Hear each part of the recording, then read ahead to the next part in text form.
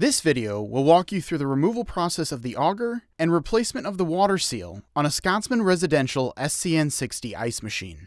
The water seal will need to be replaced whenever there are signs of it leaking or if the auger is removed for evaporator inspection. The tools required for this job are a 1/4 inch and a 5/32 inch Allen wrench.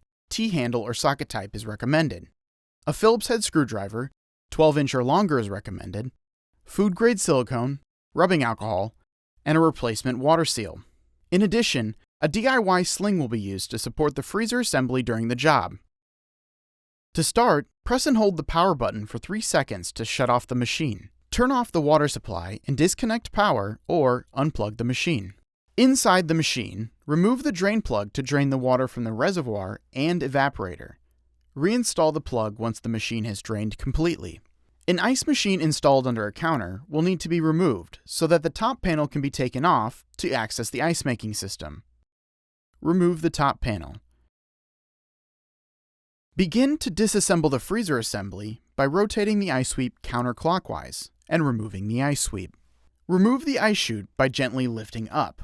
Remove the 4 hex screws holding the extruder to the evaporator.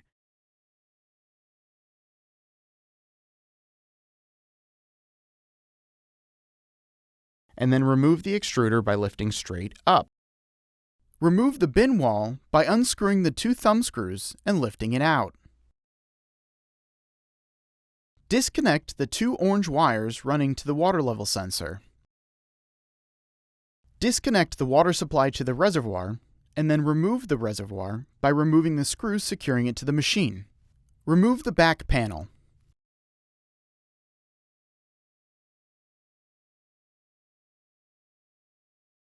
Reinstall the ice sweep and use it as a handle to carefully lift out the auger. Carefully inspect the auger and evaporator walls for signs of damage. If there is evidence that the auger has contacted the evaporator walls or any signs of heavy pitting or gouging, the evaporator and auger will need to be replaced. To proceed with water seal replacement, disconnect the gray hose from the bottom of the evaporator. Remove the 4 screws securing the gearbox bracket to the base of the machine. Lift the rest of the gearbox and bracket assembly out of the machine, being careful not to kink any of the refrigerant lines. Remove the 4 5/32 inch Allen head screws holding the adapter to the evaporator and separate the evaporator from the gearbox. Remove the old stationary half of the water seal by pulling it out through the bottom of the evaporator.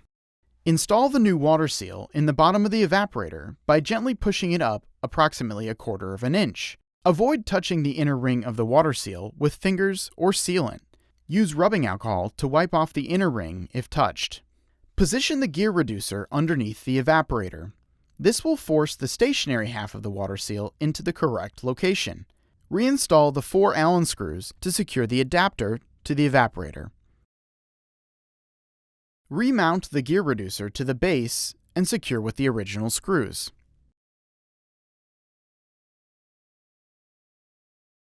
Remove the rotating half of the water seal from the bottom of the auger and clean any old silicone off the auger shaft.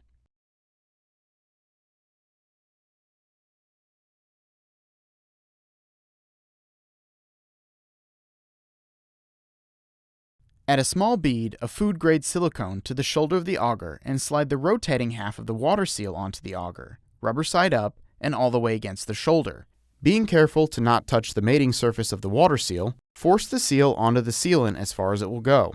Use rubbing alcohol to wipe off the mating surface if touched. Carefully lower the auger with the new seal into the evaporator. Rotate the auger until it slips into place. Reinstall the extruder and secure with the 4 original hex screws. Continue to reassemble the remainder of the machine. Chute, sweep, bin wall, reservoir, water level sensor, and back panel. Before installing the top panel, remove the reservoir cover and fill the reservoir with the sanitizing solution to sanitize the reservoir, evaporator, and auger assembly. Remove the drain plug to drain the sanitizer from the machine.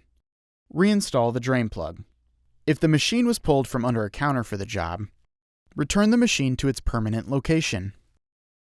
Pour approximately 1 gallon of water into the bin to rinse out any remaining sanitizer. Ensure that the bin is draining and that no leaks are present. Turn on the machine to restart ice production.